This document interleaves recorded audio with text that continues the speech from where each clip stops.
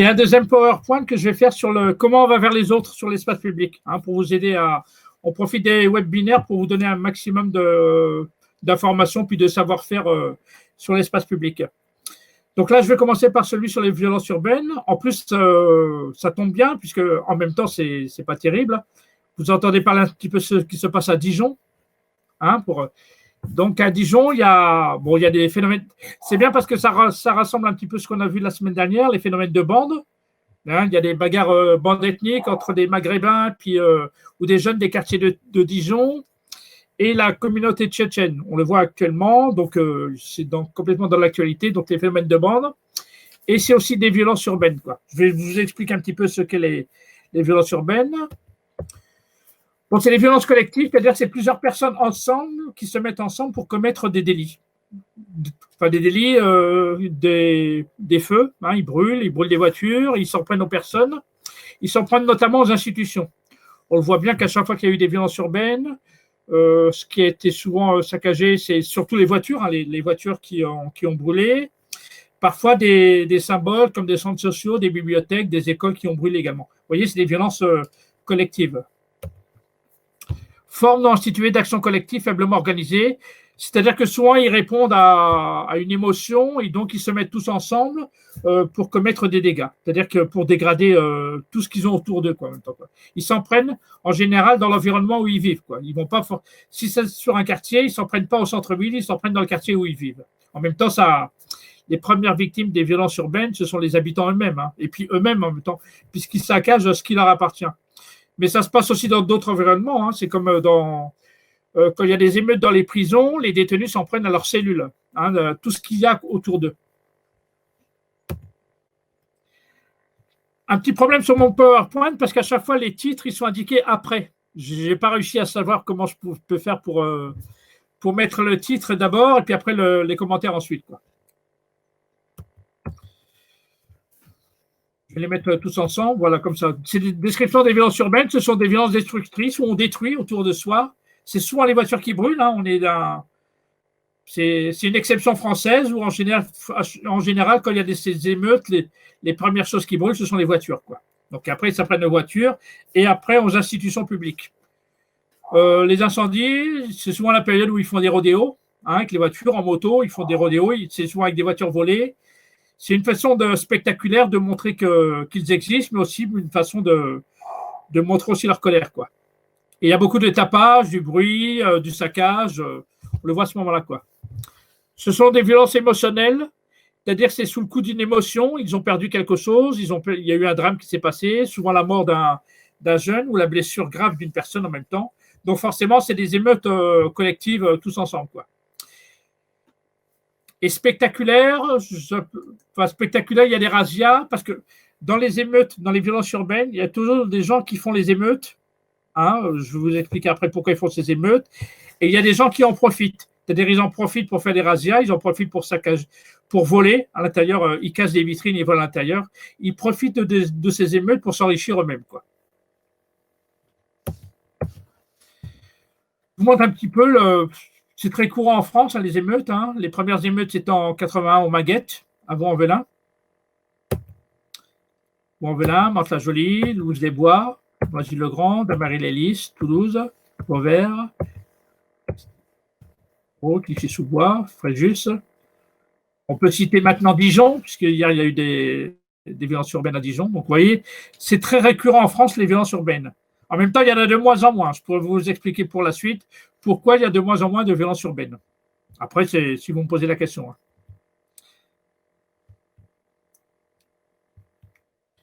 La grande majorité des émeutes en France sont liées à la mort d'un jeune en relation avec une intervention policière. Parce qu'il y a eu un drame, parce qu'ils ont perdu un ami cher, parce qu'ils ont perdu, ou alors quelqu'un qui est blessé gravement. Comme à Villeneuve-la-Garenne, pendant le confinement, il y a eu des violences urbaines. Le jeune il a été amputé d'une jambe, quoi, en même temps. Donc forcément, c'est souvent suite à un drame, ils ont perdu un ami ou alors un accident très grave, et forcément, ils répondent sous l'émotion. Et la façon de répondre sur l'émotion, au bout d'un moment, comme ils se révoltent, forcément, ils s'en prennent à ce moment-là au bien, et ils s'en prennent aussi à la police, quoi. La très grande majorité des émeutes, c'est né suite à ça, quoi. La mort d'un jeune en relation avec une intervention policière. Je ne dis pas que les policiers sont coupables, mais à un moment donné, il y a eu une intervention policière à ce moment-là. Je prends l'exemple de Clichy-sous-Bois, où 2 jeunes sont morts dans le transfo. Ce n'est pas les policiers qui ont écrasé ou qui ont tué ces jeunes-là, c'est que les jeunes ont eu tellement peur de la police. Pour ça, il faut se poser la question, qu'est-ce qui fait que des petits jeunes, des mineurs, ont peur de la police, à tel point qu'ils se sauvent. Ils ont eu tellement peur qu'ils sont rentrés dans un transfo. Et dans le transfo, ils en sont morts. Donc la police a pris un petit peu, parce que c'est non-assistance à personne en danger, ils ne sont pas intervenus tout de suite. Et donc forcément, les émeutes sont parties d'ici. Je vous expliquerai ensuite un petit peu sur les émeutes qu'il y a eu à Clichy-sous-Bois, à la fin de cette intervention. Les premières émeutes dans le monde ont lieu aux États-Unis puis en Angleterre. Ce sont souvent des émeutes raciales. On le voit régulièrement aux États-Unis. Ce sont des émeutes raciales. Souvent, ils disent que c'est un policier blanc qui a tué un jeune noir. Hein. Ça part souvent de ça au départ en même temps. Ce qui s'est passé très récemment sur les violences policières. Hein. Vous voyez, ça relie un petit peu les autres webinaires qu'on a fait sur les violences policières. On a parlé de ces phénomènes de bande et maintenant on intervient sur les violences urbaines, quoi. Bon, les premières émeutes, c'est en 1863 à New York. Et après, il y a eu des grandes émeutes en 1865. C'est très différent quand même à la France parce que dans les émeutes aux États-Unis, à New York et puis à Watt, il y a eu plusieurs morts. Hein. Donc, ce n'est pas forcément le cas en France, quoi. Il y a parfois des blessés en France, mais il y a rarement des morts au moment des émeutes. Très, rarement. Hein. Est-ce qu'il y a des questions déjà ? Yazid, pour l'instant, il n'y a pas de questions. Je veille au webinaire et je te fais signe. D'accord ? D'accord, ok, d'accord. 3 strates de l'événement, les événements déclencheurs.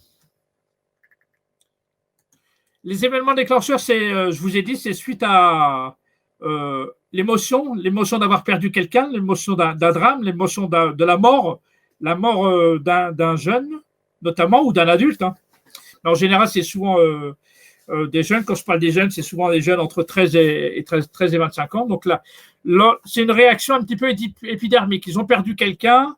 Et comme c'est un petit peu à la mode en France, quand on perd quelqu'un qui a été tué par la police, il y a souvent comme c'est très médiatique en France, souvent quand ça se passe, dans les quartiers, ils répondent tout de suite par des violences urbaines.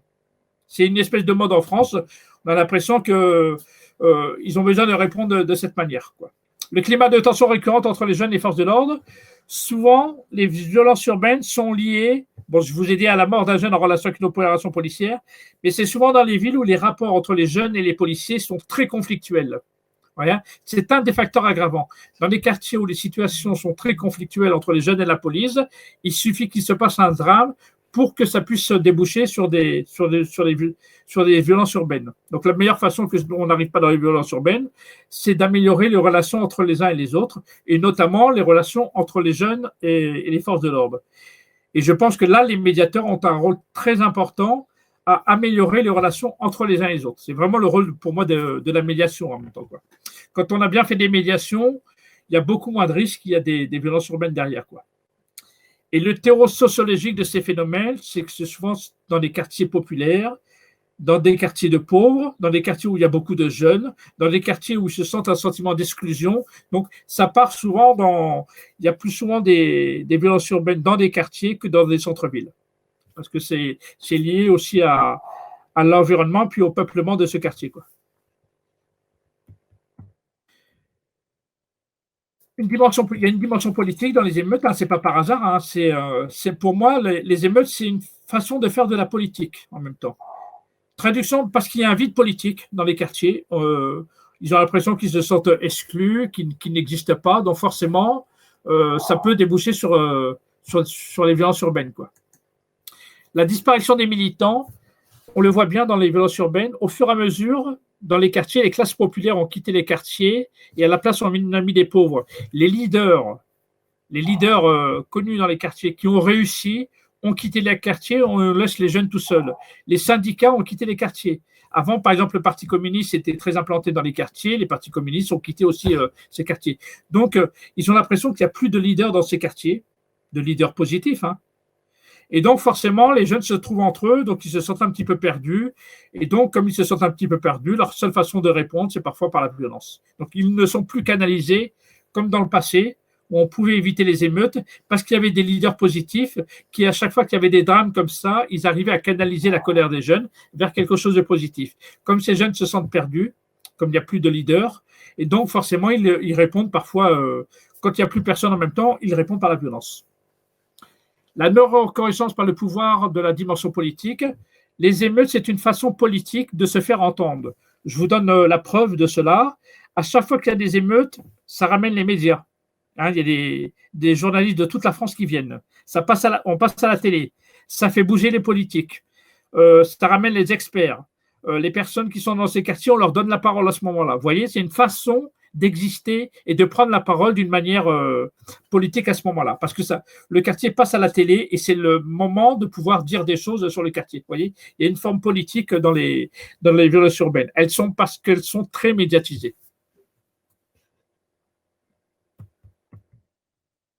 Une dimension expressive lorsque la violence apparaît comme la seule manière d'exprimer sa colère. Comme il n'y a plus de leader positif dans ces quartiers, la seule manière de répondre à une colère, c'est de répondre par la violence. Voyez, alors que on sera plus fort pour moi dans la non-violence que dans la violence. Vous voyez, ils répondent par la violence, quoi. Une dimension protestataire, dès lors qu'il s'agit de contourner le stigmate, on n'est pas des racailles, parce qu'on leur dit souvent qu'ils sont des racailles. Si on est des racailles, on va tout niquer. À force de leur dire que ce sont des nuls, ce sont des racailles, ce sont des violents, ce sont des voyous, ils répondent de cette manière-là. Ils ressemblent à l'image qu'on leur donne. Plus on leur donne une mauvaise image, plus ils vont ressembler à cette mauvaise image. Une dimension ludique, dans les violences urbaines, il y a un jeu. Hein, il y a un certain nombre de personnes qui se mettent à brûler des voitures, à lancer des pierres contre les policiers. C'est par jeu, c'est pour s'amuser. Pour eux, en même temps, c'est quelque chose de très grave, mais pour eux, c'est une façon d'exister, mais une façon de s'amuser. C'est une façon aussi d'occuper son temps. Ces jeunes, ils s'ennuient tellement que quand il y a des émeutes, eh ben, ça crée une espèce de fête. Ils ont l'impression que il y a un spectacle devant eux en même temps. Donc, ils essayent à un moment donné de s'affirmer. Ils essayent, on le voit bien pendant les rodéos, certains jeunes le font pour que tout le monde les regarde à ce moment-là. Vous voyez, c'est une occasion unique pour eux d'exister à ce moment-là, quoi.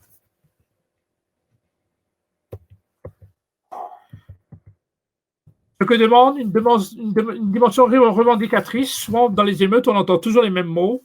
On n'est pas respecté, il n'y a pas de loi, des choses comme ça. La loi n'est pas pour nous, donc on demande du respect, ce qu'on entend très régulièrement quand il y a des violences urbaines.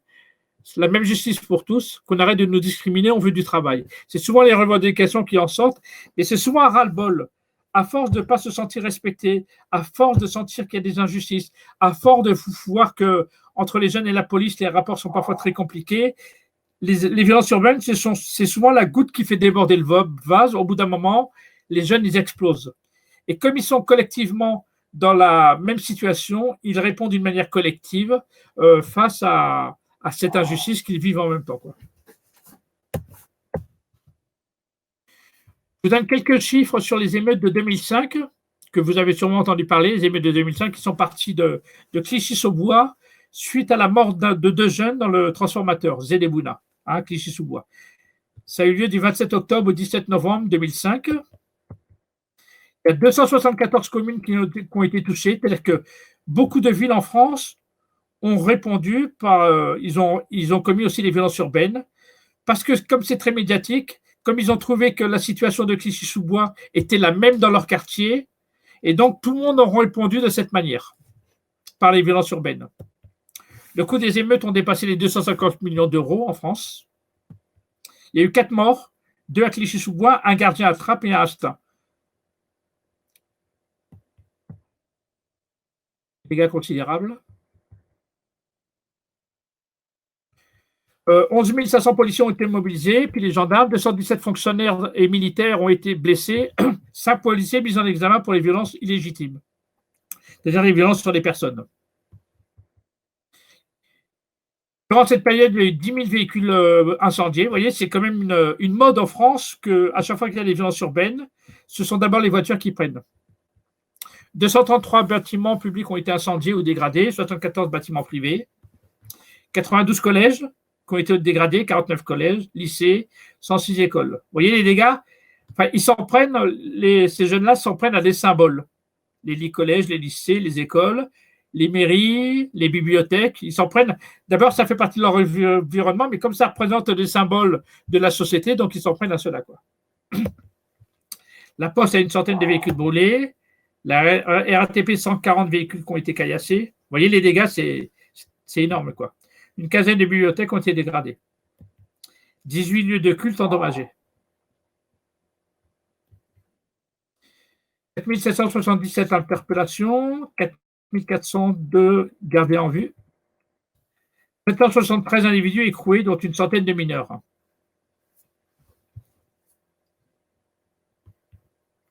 Six expulsions du territoire français pour des personnes qui ne sont pas de nationalité française. Ils ont été condamnés et en plus de leur condamnation, ils ont une expulsion du territoire français. La grande majorité des jeunes qui étaient dans ces violences urbaines, ce sont souvent des jeunes de 14 à 22 ans.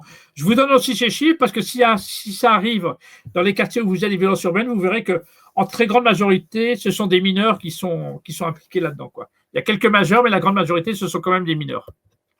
120 mineurs âgés de 14 à 18 ans, la plupart inconnus de la justice. C'est contrairement à ce qu'avait dit à Sarkozy, que la plupart étaient des délinquants, étaient connus de la justice, alors que c'est faux, quoi. La moitié connue des enfants en danger, non, mais non pas comme des enfants délinquants. Faites bien la différence, hein. Des enfants en danger, c'est-à-dire des enfants en danger ils restent très tard dehors, ils sont livrés à eux-mêmes, dans leur famille ça ne va pas du tout, donc ce sont plutôt des enfants en danger en même temps, quoi. Les enfants en danger ne sont pas forcément des enfants délinquants. Mais la grande majorité des enfants délinquants sont en même temps des enfants en danger. Faites bien la différence entre les deux.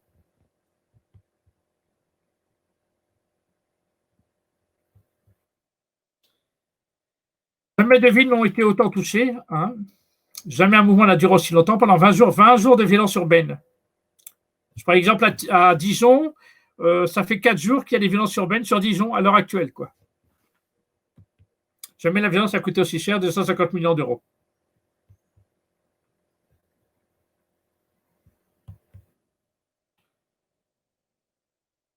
La parole des jeunes, nous nous trompons. Avant de faire peur, ces jeunes ont peur. C'est-à-dire ces jeunes se sentent en insécurité et donc forcément, ils répondent par la violence. Ils se mettent ensemble pour créer une espèce de sécurité entre eux en même temps, quoi. Donc, ils le vivent très mal eux-mêmes, quoi. Certains n'ont pas d'espoir. Ils disent de toute façon, on ne trouvera jamais de travail, on ne s'en sortira jamais. Vous voyez, ils ont baissé les bras. Ils pensent qu'ils ne s'en sortiront pas. Donc, ils disent de toute façon, nous, on n'a rien à perdre. De toute façon, même si on meurt demain, on s'en fout, quoi. Vous voyez, il y a souvent un sentiment de désolation qu'ils ne s'en sortiront pas. La violence est une façon d'exister, de passer à la télé, détruire pour exister. Quand il y a des émeutes, quand il y a de la violence, on sait bien que ça fait venir les médias, ça fait venir les politiques, ça fait venir les experts. Donc, vous voyez, il y a une démarche politique dans les émeutes. C'est une façon d'exister. En de pédopsychiatres, on a vu monter ce désespoir intime qui a pris une expression collective. C'est un grand mal-être qu'il y a chez ces jeunes, donc forcément, ils leur répondent parfois par la violence, quoi. Étant donné de donner des temps et des lieux de dialogue entre jeunes et policiers. Donc voilà, je vois un rôle très important pour les médiateurs, c'est essayer d'organiser de temps en temps des rencontres entre les jeunes puis les adultes, mais aussi entre les jeunes et puis les policiers. Là, il y a vraiment un rôle de médiateur, quoi. Ce qui fait problème, bien le face-à-face entre des jeunes plus ou moins désœuvrés et des jeunes policiers peu expérimentés et mal encadrés. Hein, je vous ai dit que les policiers qui travaillent dans ces quartiers sont peu encadrés, hein, puis ils ne sont pas expérimentés. Donc, je vous avais dit la dernière fois que la grande majorité des policiers sont issus de la province et la grande majorité des policiers, à un moment donné, ils sont affectés directement dans des quartiers très compliqués. Donc, forcément, c'est le mal-être des policiers contre le mal-être des jeunes. Les jeunes et les policiers se connaissent, mais ne se comprennent pas du tout. Il y a vraiment un malentendu entre les uns et les autres. Donc, ça part souvent de là, quoi. Les policiers ne sont plus perçus comme un facteur de pacification, mais dans une logique de confrontation, hein. À chaque fois que les policiers interviennent, les jeunes, ils ont l'impression qu'ils sont dans la provocation, alors que les policiers viennent aussi faire leur travail. Ils peuvent avoir les policiers qui provoquent, c'est une extrême minorité, mais les policiers essaient de maintenir du lien entre les uns et les autres. On entend sentiment d'abandon, les jeunes se sentent abandonnés, les jeunes sont de plus en plus seuls, il y a de moins en moins d'adultes à côté d'eux, de moins en moins de médiateurs également, de moins en moins de travailleurs sociaux. Ou alors, il y a des travailleurs sociaux, mais ils sont dans leur structure. Il y en a peu sur l'espace public en général, quoi. Donc, c'est pour ça qu'à un moment donné, il faut sortir des institutions et il faut aller là où sont les jeunes. C'est pour ça que le prochain PowerPoint, ça va être comment on va vers les autres, quoi. Les institutions sont de plus en plus discréditées. On s'aperçoit que de moins en moins, les jeunes vont vers les institutions. Donc, c'est pour ça qu'à un moment donné, les institutions doivent changer leur façon de travailler, peut-être aller davantage sur l'espace public. Non-participation des habitants, on le voit bien dans les conseils de quartier, on le voit bien aussi dans les collèges, on arrive peu à attirer les habitants. Manque de moyens, parfois il y a des endroits où il y a manque de moyens. Le manque de dialogue et l'incompréhension réciproque, depuis tant d'années, ont produit une masse colossale de défiance et un gouffre de haine. Hein. C'est parce qu'il n'y a pas de dialogue, parce que les gens ne se comprennent pas, parce qu'il n'y a pas des moments donnés, des liens entre les uns et les autres, forcément. Donc les gens se séparent de plus en plus. Et quand il y a un problème, le bouc émissaire, c'est toujours ceux d'en face. Les jeunes s'en prennent à la police et la police s'en prend aux jeunes, par exemple. Est-ce qu'il y a des questions? Yazid? Oui. Moi, j'ai posé 2 questions, mais je ne sais pas si tu vas d'abord aller jusqu'au bout. Il est bientôt terminé, là. Donc, on pose des questions juste après. Ok, ça marche. Je l'ai terminé, là. Il ne reste pas grand-chose. Ça marche. Plus fort que la violence, le dialogue. C'est pour ça qu'il faut vraiment, vraiment insister. Et là, c'est vraiment un rôle de médiateur. Il faut recréer du dialogue entre les uns et les autres. La parole, c'est plus fort que la violence. Donc, c'est pour ça qu'il faut... Moi, je suis vraiment pour le dialogue entre les uns et les autres, y compris avec des gens qui ne s'entendent pas. Hein. Le conflit, c'est positif, c'est la violence qui est négative. L'urgence que les adultes reprennent toute leur place sur l'espace public. Repenser la place des jeunes sur l'espace public. Réflexion sur le travail de prévention et notamment en soirée. Parce que je pense qu'il y a peu de travailleurs sociaux qui travaillent le soir. Et donc, on doit peut-être changer nos horaires. Arrêtons de travailler le matin où il n'y a pas grand monde. Travaillons plutôt l'après-midi et peut-être en début de soirée. On sera peut-être un peu plus efficace. Recréer du dialogue entre les uns et les autres. Et vous voyez, dans tout ce que je vous dis, c'est vraiment un rôle de médiateur. Réouvrir les espaces jeunes, type bar associatif. Et améliorer les rapports entre les jeunes et les institutions en général, et les jeunes à la police en particulier. Et une commission d'enquête indépendante dans des bavures. Je vous dis ça parce qu'à chaque fois qu'il y a des commissions d'enquête sur les violences policières, c'est l'IGPN, c'est un organisme policier qui fait des enquêtes. Or, dans beaucoup de pays, ceux qui font les enquêtes sur la police, ce sont des structures indépendantes qui ne dépendent pas de la police. Parce qu'on a l'impression que la police est jugée partie à ce moment-là, quoi.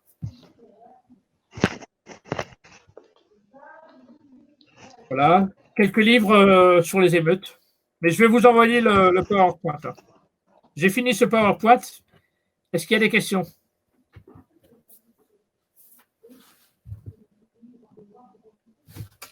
Je remets le... Yazid, tu peux Je reviens.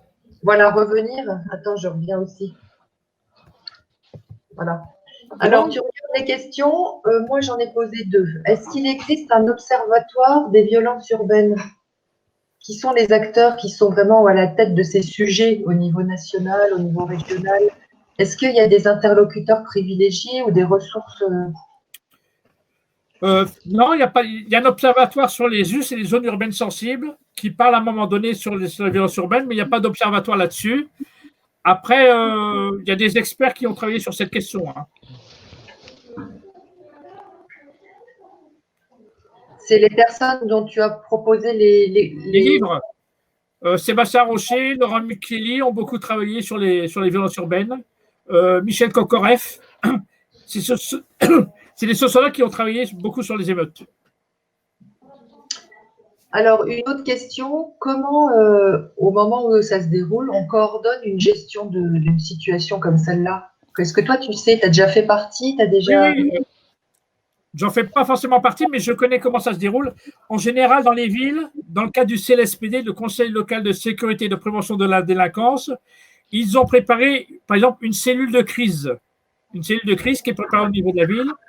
Parce que dans toutes les villes où il y a des quartiers sensibles, ils savent qu'à un moment donné, il va y avoir des émeutes. Ça peut arriver. Il suffit qu'il y ait un jeune qui meurt. Et donc, la cellule de crise elle est prête, elle est constituée de personnes. Ils savent au moment donné, ça va arriver. Ils vont se réunir rapidement et ils savent exactement qu'est-ce qu'il faut faire au moment donné où il y a des émeutes en même temps. Donc, il y a des villes où ils ont préparé cela et il y a des villes où ça n'a pas été préparé. Ça, c'est la cellule de crise quand il y a une situation de crise. En même temps, régulièrement dans des villes, c'est peut-être une fois par semaine, une fois tous les mois, il y a une cellule de veille où les principaux acteurs de la ville se réunissent. Il y a le maire de la ville, il y a le commissaire de police, il y a le procureur, il y a le directeur des clubs de prévention, il y a des principales de collège. Ils se réunissent à peu près soit une fois par semaine, soit une fois par mois, et ils parlent de la température du quartier. Par exemple, il dit oui, mais par exemple, il peut dire la semaine dernière, il y a eu des bagarres de bandes avec une autre ville. Quand il pense qu'il y a eu des bagarres avec une autre ville, il dit attention, ça va sûrement arriver dans notre ville. Quand par exemple, donc, il va falloir tout de suite aller sur le terrain pour calmer les choses avant qu'il y ait des violences urbaines. C'est pour ça que le rôle des médiateurs est très important. Ils savent qu'à un moment donné, dans certains quartiers, ça chauffe. La température est en train de monter, les gens sont très énervés.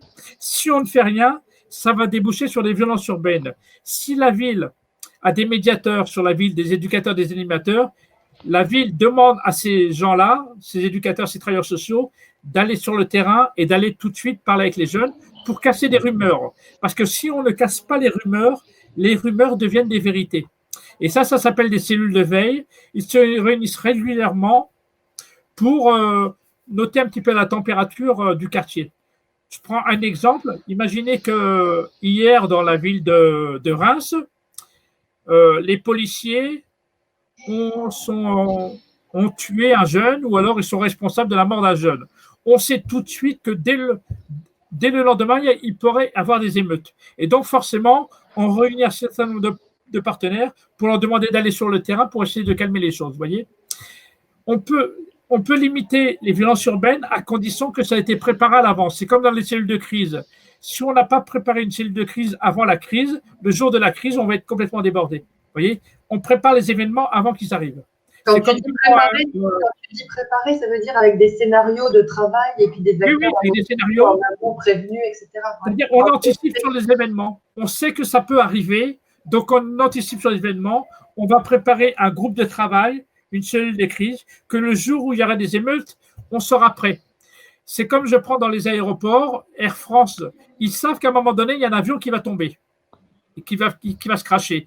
Donc, ils savent exactement ce qu'il faudrait faire le jour où il y a un avion qui tombe. C'est-à-dire faire une conférence de presse, calmer les choses, parler aux habitants, les choses comme ça. Donc c'est pareil dans les quartiers. On sait que ça peut arriver, les violences urbaines, donc on va s'y préparer à l'avance, voyez. Et donc, on prépare ça avec les acteurs de la ville. Alors, moi, j'ai une question. Est-ce que les médiateurs qui sont connectés avec nous sur la séance, est-ce que vous avez connaissance de tout ça? Vous étiez au courant? Parce qu'il y a différents profils. Il y a les gens qui travaillent dans le domaine un peu de la tranquillité. Tranquillité publique, plutôt cela. Voilà. Des médiateurs qui sont plus sur des missions comme celle-là, et d'autres médiateurs qui viennent se documenter pour avoir et qui ne sont pas sur ces missions-là, mais pour autant, c'est intéressant d'avoir pour chaque domaine d'exercice de la médiation sociale des connaissances.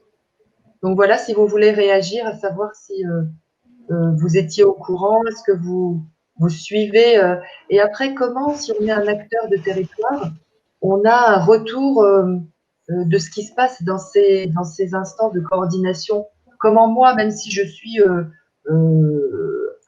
une assoce sur le territoire, est-ce que j'aurai comment l'info, elle va me redescendre comment de ce qui est en train d'être fait? En général, dans chaque ville, dans les villes qui ont plus de 10 000 habitants ou qui ont un quartier sensible, ils ont une obligation d'avoir un conseil local de sécurité et de prévention de la délinquance. Il y a un élu à la prévention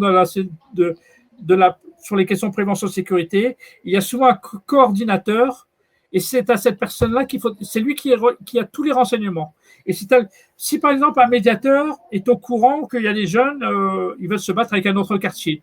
Si vous êtes au courant que ça va chauffer avec la police, le rôle du médiateur, c'est de remonter ça à son chef de service et le chef de service remonte ça au coordinateur prévention sécurité pour lui dire attention, j'ai entendu qu'il risque d'avoir des émeutes et tout ça, donc il remonte ça. Et après, le rôle du coordinateur, c'est d'avertir un petit peu la police, la mairie, les politiques, les institutions, que ça risque de chauffer, donc on va se réunir vite fait pour aller calmer les choses. Et à ce moment-là, il demande à tous les acteurs de terrain d'aller à la rencontre des habitants pour calmer les choses en même temps, quoi. C'est-à-dire que quand vous êtes au courant de quelque chose, il faut le remonter au coordinateur sur la ville des questions de prévention sécurité, qui lui, après, va pouvoir en parler aux institutions. Mais c'est souvent le chef de service des médiateurs qui participe à ces réunions et pas le médiateur, ce qui est dommage en même temps. Et souvent, ceux qui ont la formation ne descendent pas la formation aux gens qui sont en première ligne, ce qui est vraiment dommage, quoi. On imagine que là où il y a sûrement des progrès, des améliorations, c'est sur ce circuit d'information. Oui, c'est sur ce circuit-là. Mais c'est aussi de faire participer les médiateurs qui sont en première ligne dans ces réunions pour les valoriser. Parce que c'est eux, les experts, c'est eux qui sont en première ligne, qui ont toutes les informations. Donc, il est important pour moi qu'ils puissent participer à ces réunions. Parce que si c'est toujours le chef de service, les médiateurs, ils vont se sentir comme des pions. De toute façon, on nous utilise comme ça. Ils se sentent dévalorisés parce qu'on ne leur donne pas parce que leur parole est pour moi très importante. Et souvent, ils ne participent pas à ces réunions alors que pour moi, ils devraient y participer. Pour les valoriser surtout, quoi. Merci Yazid. Il y a donc qui coordonne. Voilà. Il y a une question sur l'année. Vous avez combien de pourcentage de réussite de prévention dans les quartiers populaires? Une personne qui en fait a mis, je ne vois pas son prénom parce que c'est écrit bonjour dans la vidéo. Tu peux regarder? J'ai pas trop compris la question. J'essaie d'y aller, oui. Pour l'année, vous avez combien de pourcentage de réussite de prévention dans les quartiers populaires? Mais moi, je ne suis pas rattaché à un quartier, je travaille un petit peu partout. On ne peut pas savoir la réussite. Un jeune un médiateur discute avec un jeune. Le jeune, vous lui avez donné des bons conseils. Il se produit un déclic dans sa tête. Le lendemain, il va faire une démarche pour pouvoir s'en sortir. On a fait quelque chose. La réussite, on ne la voit pas forcément, quoi. Mais je crois que dans les rencontres, il se passe toujours quelque chose en même temps. On ne peut pas quantifier la réussite, puisque, en tout cas, comme tout le monde participe à améliorer les choses dans les quartiers, on limite les dégâts. Si on n'était pas là, s'il n'y avait pas de médiateur, s'il n'y avait pas d'animateur, s'il n'y avait pas d'éducateur, ben forcément, la situation sera pire. Donc, chacun en fait quelque chose. Mais le problème, c'est qu'on ne peut pas le quantifier. Alors, est-ce qu'il n'y a pas quand même moyen, par déduction, après, de regarder des indicateurs comme d'autres indicateurs? Oui, des indicateurs d'une année sur l'autre. D'une année sur l'autre, on peut prendre un exemple. Dans toutes les villes qui ont un CLSPD, ils font un diagnostic. Voilà ce qui s'est passé cette année. Le nombre de cambriolages, le nombre de voitures brûlées, le nombre d'émeutes, et voilà. Et l'année prochaine, il dit, voilà, cette année, il y a eu moins de cambriolages, il y a eu moins d'émeutes, il y a eu moins de jeunes en échec scolaire. Donc, on a des chiffres. Et donc, normalement, quand les chiffres baissent, on devrait remercier tout le monde en même temps. Par contre, s'ils montent, on veut dire, bon, voyez, on n'a peut-être pas été très bon, forcément, la situation est pire aujourd'hui que l'année dernière. C'est-à-dire que le coordinateur a tous les chiffres, a toutes les statistiques d'une année sur l'autre. On voit qu'il y a des quartiers, ça s'améliore, et on voit qu'il y a des quartiers que la situation s'est aggravée en même temps. Le coordinateur a tous ces chiffres en même temps. Ce sont les statistiques. Comme la police, elle a tous les chiffres des personnes, des délits qui s'est passé sur la ville. Le nombre de cambriolages, le nombre d'accidents de la route, le nombre de braquages, le nombre de personnes en prison. La police a tous ces chiffres. Ces chiffres sont publics, ils le donnent au CLSPD, au Conseil local de sécurité. Donc, normalement, ces chiffres, vous pouvez les avoir, quoi. Il suffit de les demander à la mairie. Merci. Est-ce qu'il y a d'autres personnes qui veulent réagir?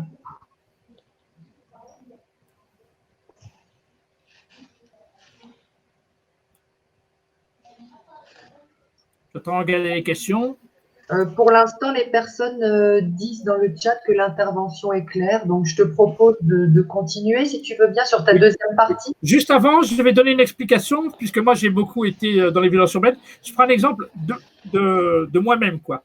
À Mantes-la-Jolie, dans le quartier où j'ai grandi, il y a un jeune qui a été tué par la police. Je prends l'exemple. Il a été tué parce que les policiers lui ont tiré dans le dos. Il était dans une voiture violée, ils lui ont tiré dans le dos. Les jeunes, dans la soirée, ils ont tous voulu tout saccager dans le quartier. Ils ont voulu brûler les voitures, saccager la mairie, les bibliothèques et tout ça. J'ai été rencontrer ces jeunes-là. Je leur ai dit, non, vous n'allez pas répondre par la violence. Demain, on va organiser une manifestation, une grande manifestation, et on va traverser toute la ville jusqu'au commissariat. comme j'étais crédible, j'étais connu dans le quartier, les jeunes n'ont pas fait de dégâts, ils n'ont rien brûlé. Et par contre, le lendemain, ils ont été dans une manifestation. C'est juste pour vous montrer que la colère des jeunes, on peut la canaliser vers quelque chose de positif. Si on ne la canalise pas, ils peuvent répondre par la violence. Si on va voir les jeunes tout de suite, parce qu'il y a l'émotion, on répond par une action non violente, vous voyez, c'est une façon de canaliser la colère des jeunes. C'est pour ça que quand un jour ça se passe dans la ville où vous êtes, surtout allez voir les jeunes tout de suite et qui ne répondent pas par la violence, parce que la violence est toujours négative. On peut organiser des manifestations pacifiques. Donc, je vais passer sur le deuxième PowerPoint que je vous ai préparé sur comment on va sur le terrain, quoi. Pourquoi on demande aux médiateurs, par exemple, d'aller sur l'espace public.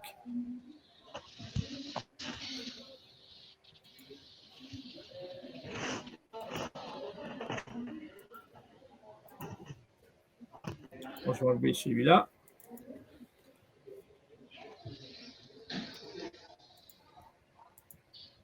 Est-ce que vous voyez le PowerPoint?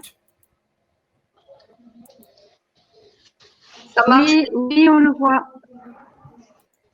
Donc, allez, c'est surtout aller vers, mais ça, c'est vraiment la fonction du médiateur. Le rôle du médiateur, c'est d'aller vers les autres. Si les gens ne viennent pas à nous, c'est à nous d'aller vers eux. Pourquoi on va dans la rue, les médiateurs? Je prends même le cas d'un médiateur qui travaille dans une bibliothèque à un moment donné.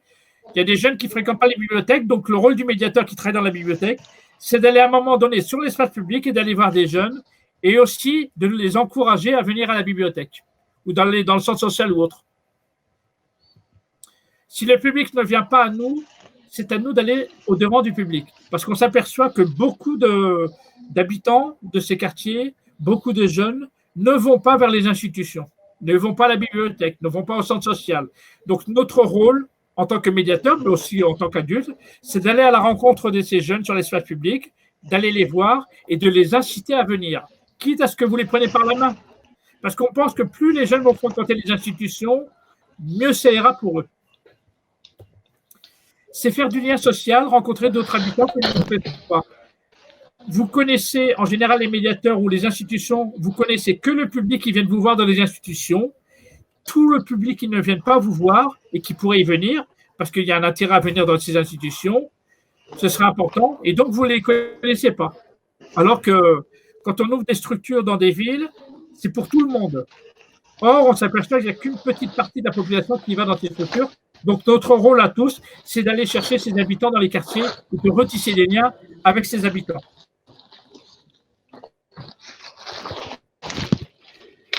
Troisièmement, c'est rencontrer les personnes en difficulté qui, pour différentes raisons, ne viendront pas dans nos locaux. Il y a des personnes qui pourraient bénéficier de ces structures, mais n'y vont pas. Ce qui est dommage en même temps.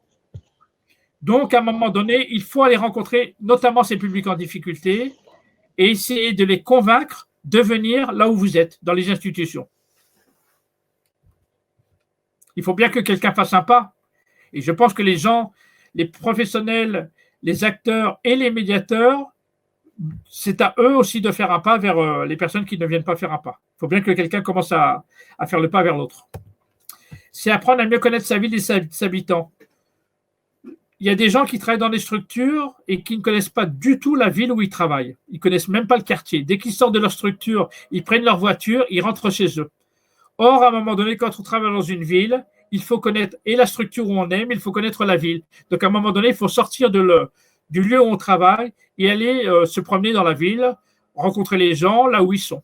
En même temps, ça peut être sur la place du marché, il y a une fête foraine, on va dans la fête foraine, on fait un tour dans des cafés, des choses comme ça. C'est-à-dire que mieux on connaît sa ville et plus on fera un travail efficace. Parce que si vous connaissez les habitants sur l'espace public, vous les connaissez. Si à un moment donné, ces gens vont rentrer dans les structures où vous êtes, comme ils vous connaissent, ça se passera mieux à l'intérieur. C'est casser les préjugés de part et d'autre. Les habitants ont plein de préjugés sur les structures, ont plein de préjugés sur les professionnels.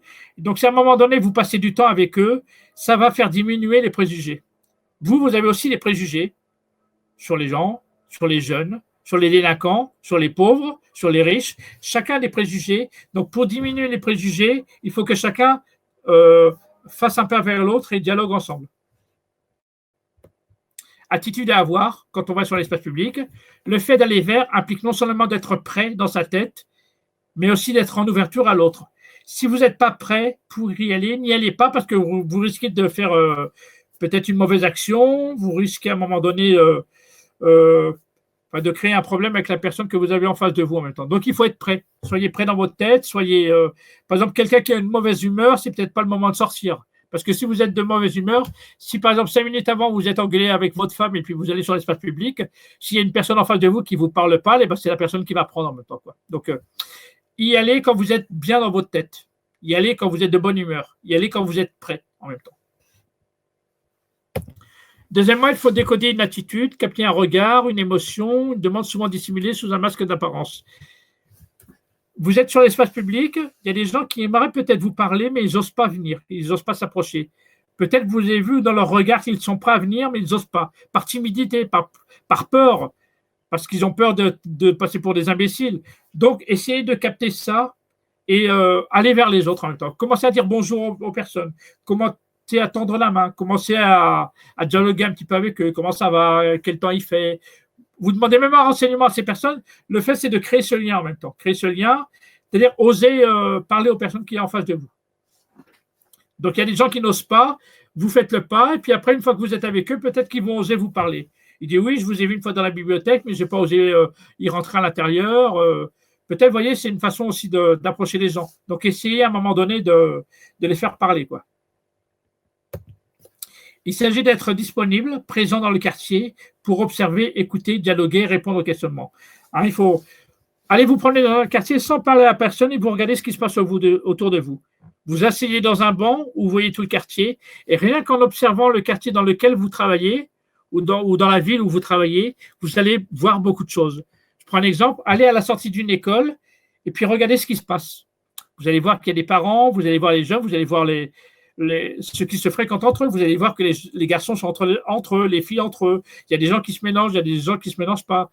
Allez vous promener dans un marché, allez faire un tour dans un café, écoutez un petit peu ce qui se dit. C'est-à-dire que plus vous allez faire du terrain, plus vous allez comprendre certaines choses, plus vous serez efficace après dans votre façon de travailler. Même les personnes qui travaillent dans les structures, plus vous ferez du terrain et plus vous allez voir que vous serez efficace, quoi. On a l'impression que ça ne sert à rien d'aller faire un tour dans un café. Eh bien, si, vous apprenez beaucoup de choses. Ça ne sert à rien d'aller dans le marché. Ben, si, rien que de vous promener dans un marché, vous allez apprendre beaucoup de choses sur la ville. L'idéal, c'est d'y aller avec des personnes qui connaissent le territoire. Hein, vous pouvez faire le tour du quartier avec quelqu'un qui connaît le quartier et il va vous expliquer le quartier. Je ne sais pas si vous connaissez les diagnostics en marchand. C'est-à-dire que c'est plusieurs habitants ensemble avec un travailleur social qui leur fait visiter le quartier. C'est-à-dire les habitants font visiter le quartier et comme ça, il dit, bon, voilà, ici, c'est bien, c'est là que le soir, il y a toujours des groupes de jeunes. Par ici, il y a beaucoup de jeunes qui fréquentent. C'est-à-dire que les habitants vous font visiter le quartier. Et vous allez gagner du temps parce que ce sont des habitants, en partant du principe que les habitants, ce sont des experts sur leur quartier. Si vous visitez le quartier avec ces experts-là, avec ces habitants, vous allez gagner du temps. Ils vont vous expliquer plein de choses sur le quartier. Vous n'êtes pas chez vous, hein, le quartier, ce n'est pas chez vous, puisque vous n'y habitez pas, vous y travaillez. Donc, à vous de vous présenter au public, parce que le public sont très méfiants pour les personnes qui viennent d'ailleurs. Si vous ne vous présentez pas, comme les gens sont un petit peu parano, ils disent, ouais, mais c'est qui cette personne-là? C'est sûrement un flic ou c'est quelqu'un qui nous veut peut-être du mal en même temps. Vous voyez, ils ne vous connaissent pas, donc forcément, ils ont peut-être une mauvaise image de vous. Donc, à vous de vous présenter. Voilà, je suis le nouveau médiateur, j'ai été embauché à cette période, je travaille dans cette structure. Comme ça, les gens vont vous parler. Ils disent, ah oui, on ne savait pas qui vous étiez. Une fois qu'on est présenté, c'est beaucoup plus facile. Et après, les gens vont se présenter. Voilà, moi, ça fait 20 ans que j'habite ici. Voilà, mes parents, c'est un tel. Voilà, j'ai fréquenté cette école. Vous voyez, une fois que chacun a pu se présenter, la méfiance a diminué et vous allez pouvoir parler tranquillement. Mais c'est à vous de vous présenter parce que les gens ne vous connaissent pas. C'est le moment où on négocie notre place parmi les groupes, où on commence à créer une relation de confiance. Négocier sa place, c'est-à-dire que vous ne faites pas partie du quartier, vous pouvez dire aux habitants, est-ce que la prochaine fois, je peux revenir vous voir? Par exemple, vous rentrez dans un groupe où il y a une bande de jeunes, vous leur avez dit bonjour, vous restez un petit peu avec eux, vous leur dites, est-ce que la prochaine fois, je peux revenir vous voir? Vous voyez, vous négociez votre place. une fois que les gens vous ont accepté, eh ben, vous pouvez revenir quand vous voulez dans les endroits dans le quartier. Et c'est comme vous commencez à discuter avec eux, vous créez une relation de confiance. Et plus il y a cette relation de confiance, plus les gens vont parler et plus vous allez apprendre des choses sur le quartier. On gagne du temps quand on est présenté par une personne reconnue sur le quartier. C'est-à-dire que vous avez parfois du mal à trouver votre place sur le quartier, vous avez du mal à négocier votre place. Si vous allez avec une personne que tout le monde connaît dans le quartier, eh bien, il va vous présenter à tout le monde. Vous allez gagner beaucoup de temps parce que vous avez été présenté par quelqu'un qui est reconnu dans le quartier. Mais faites-le par une personne reconnue. Par exemple, si vous commencez à faire le tour du quartier avec un policier, eh bien forcément, la prochaine fois, vous aurez peut-être du mal à rentrer dans le quartier en même temps, quoi. Ne vous faites pas présenter par quelqu'un que les gens n'apprécient pas. Hein. Évitez de faire le tour du quartier avec des politiques, parce que les gens ont parfois de la méfiance face aux politiques. Donc forcément, si vous commencez à faire votre tour du quartier avec des politiques ou avec des policiers, eh ben, peut-être que vous aurez du mal la prochaine fois de revenir dans le quartier, quoi. Donc faites le tour du quartier avec des gens reconnus dans le quartier, mais qui sont appréciés dans le quartier. La rue, un lieu d'éducation, un lieu de socialisation. Est-ce qu'il y a des questions déjà? Yazid? Oui. C'est juste moi qui avais posé une question, Maria. Allez-y. La question, tu l'as dit après coup dans ta présentation, c'est que même si le médiateur il est dans une activité, une mission dite en bureau, dans un bureau, ça le dispense ou pas, mais je m'imaginais bien que ça ne dispensait pas, d'aller sur le terrain et de sortir le plus possible de son bureau. Pour moi, c'est essentiel, parce que souvent, les gens travaillent dans une institution fermée, la porte est fermée, dans un bureau. On leur dit qu'ils travaillent sur le quartier, ils disent « Ouais, moi je travaille dans ce quartier-là », mais non. C'est pour ça que les gens disent souvent « Moi je travaille dans un quartier difficile et tout ça », mais ils travaillent dans son bureau et ils n'en sortent pas. Donc pour moi, non. C'est-à-dire qu'il est très, très important que les gens qui travaillent sur un quartier, que ce soit dans un bureau ou ailleurs, sortent à un moment donné de leur bureau et aillent voir dans l'environnement immédiat où ils travaillent. C'est très, très important parce que les gens du quartier vont venir dans son bureau.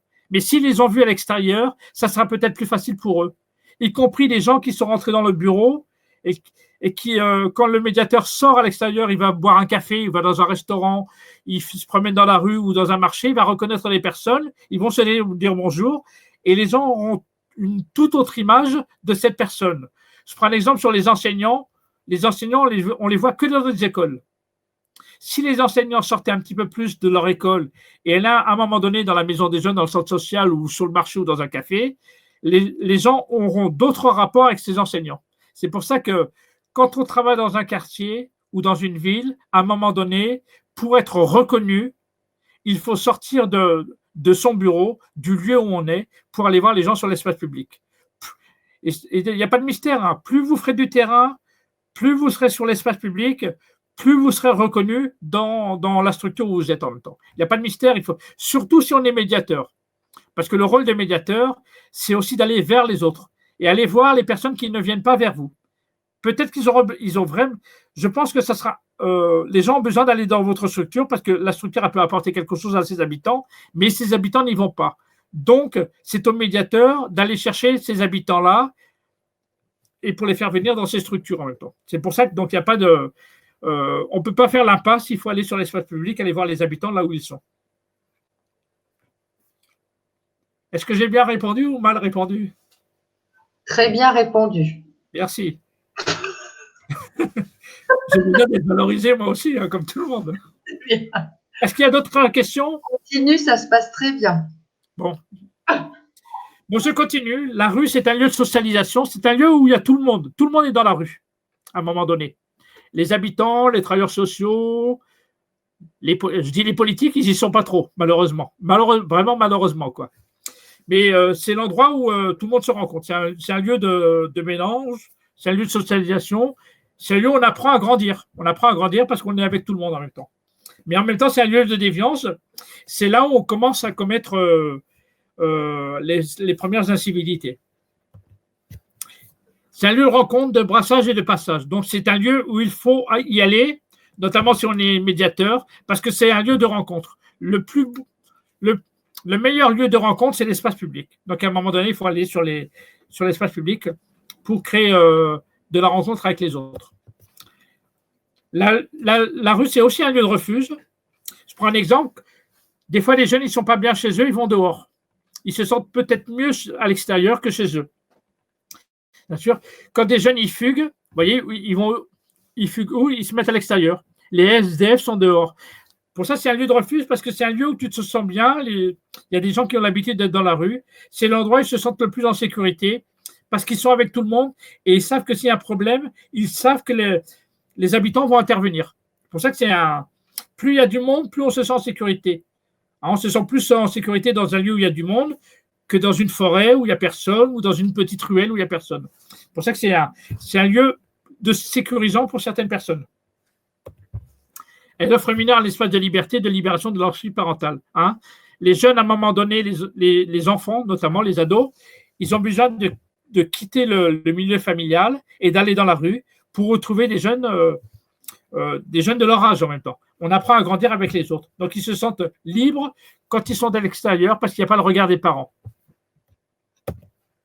C'est un lieu de socialisation, on l'a parlé tout à l'heure, privilégié des jeunes. C'est là où la plupart des jeunes se retrouvent sur l'espace public. Ils ne se retrouvent pas dans les familles, pas dans les appartements, pas dans les institutions. Ils se retrouvent en général sur l'espace public. Les risques de la rue, il y a des risques dans la rue.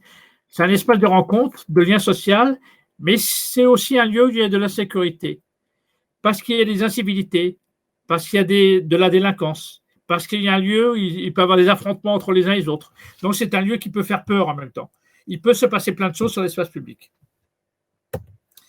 La rue possède son histoire et sa réputation. Quand vous travaillez dans une ville, il est très important de connaître l'histoire de cette ville. Comment le quartier s'est construit. Qu'est-ce qui s'est passé dans le passé, qu'est-ce qui s'est passé aujourd'hui.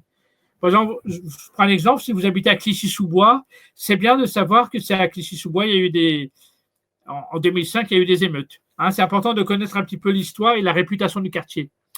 Je prends un exemple, quand vous habitez dans un quartier ou dans une ville, le quartier il a une image parfois négative, on l'appelle Chicago, c'est un lieu où il y a un quartier chaud, et c'est bien de le savoir. Pourquoi? Et comme ça, vous allez pouvoir voir, est-ce que c'est un quartier chaud ou pas. En général, les habitants du quartier ne disent pas que c'est un quartier chaud, puisqu'ils ont toujours vécu ici. C'est souvent les gens de l'extérieur qui donnent une mauvaise réputation au quartier, alors que les gens aiment leur quartier. Pour ça, il est très important que vous connaissiez mieux le quartier, parce que les gens du centre-ville ont une image, c'est pas la même image que les gens du quartier. Donc, il est important pour vous d'aller voir de vous-même le quartier pour que vous faites une opinion sur ce quartier. Et vous verrez que l'opinion que vous faites, elle est peut-être un peu différente des gens de l'extérieur, l'opinion qu'ils y donnent, quoi. La rue possède aussi ses codes et ses règles. Il y a certains codes. Il y a des quartiers où les gens se mélangent facilement. Il y a des quartiers où les rapports filles-garçons sont très compliqués.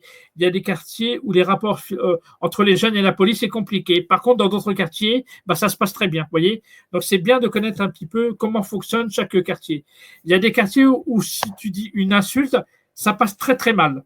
Et il y a des quartiers où ils ont tellement l'habitude d'entendre des insultes que ça devient le langage commun.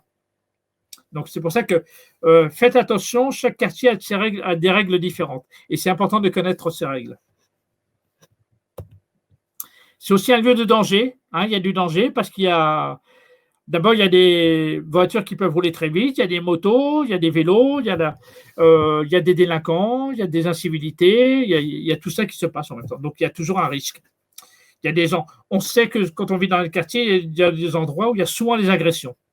Il y a souvent des endroits où on sait que c'est là qu'il y a souvent des rodéos. Il y a souvent des endroits, si vous avez fréquenté ces endroits, des vols à la tire, ça se fait régulièrement. Donc, c'est important de savoir les lieux qui sont un peu plus criminogènes que d'autres. Il y a des lieux criminogènes et il y a des lieux moins criminogènes. Il y a des lieux dangereux et il y a des lieux moins dangereux. Je ne vous dis pas de ne pas aller dans les lieux dangereux, mais si vous y allez, faites attention, soyez prudents. Il faut savoir que le travail de rue n'est pas improvisé. On n'y va pas n'importe comment. La personne doit s'imprégner de l'histoire et de la géographie de celui-ci. C'est bien de connaître l'histoire d'un quartier. Moi-même, j'ai l'habitude d'aller dans les quartiers. Dans tous les quartiers où j'y vais, j'anticipe, je prépare mon arrivée. Parce que chaque quartier est différent, donc je prépare mon arrivée différemment d'un quartier à l'autre. Un travail d'observation est indispensable. Hein. D'abord, observez, regardez ce qui se passe autour de vous, observez comment ça se passe dans le quartier, pour essayer de comprendre un petit peu ce qui se joue, quoi. Donc, d'abord, observez. Avant de parler aux gens, observez comment ça se passe. Le fonctionnement de la rue est différent suivant les heures. Allez vous promener dans un quartier le matin, allez-y l'après-midi, allez-y le soir, vous verrez, c'est 3 fonctionnements différents. Je connais beaucoup de services publics qui n'interviennent que le matin parce qu'ils savent que le matin, ils sont tranquilles. Ils n'iront pas l'après-midi parce que tout le monde est dehors.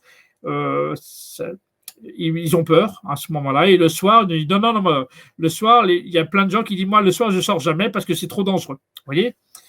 Donc, c'est pour ça qu'il est peut-être pour vous, il est peut-être très important de commencer à y aller le matin. Allez vous promener dans un quartier le matin. Ça vous permet aussi peut-être vous pouvez prendre des photos, vous pouvez regarder comment il est le quartier, est-ce que c'est dégradé ou c'est pas dégradé. Vous pouvez regarder les graffitis, qu'est-ce que c'est marqué sur les graffitis. Hein, ça vous permet de voir l'environnement. À un autre moment, allez-y l'après-midi. Vous verrez un autre fonctionnement. Et puis allez-y le soir, à un moment donné, allez vous promener un soir dans un quartier. Et puis allez-y un dimanche. Vous verrez que le dimanche, ce n'est pas le même fonctionnement que le mardi. Vous verrez que, donc c'est important, si vous travaillez dans un quartier, allez-y à d'autres moments, vous verrez que les fonctionnements, puis l'ambiance est différente. Mais c'est important de bien connaître ces moments-là, quoi. La prudence est de mise, donc faites attention. Je prends un exemple. Quand vous vous promenez dans un quartier, ne laissez pas votre sac à main sur la banquette à côté. Dans un quartier ou un centre-ville. Parce qu'il y a des voleurs, il y en a. Des gens qui font des vols à la tire, il y en a. Donc, cachez. Ne laissez pas de vue le sac à main. Évitez d'aller avec des bijoux en or ou des choses comme ça. Donc, vous pouvez vous faire agresser. N'y allez pas en Porsche. En même temps, donc, dans des quartiers de pauvres, ne sortez pas avec... ne montrez pas votre richesse en même temps. Donc, faites toujours attention. Soyez prudents. Même moi, quand je vais dans un quartier...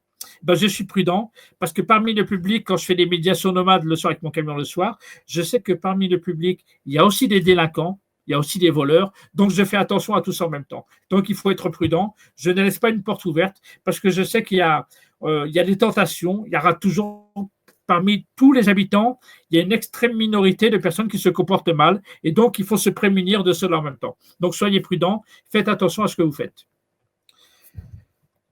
Voilà, est-ce qu'il y a des questions là-dessus?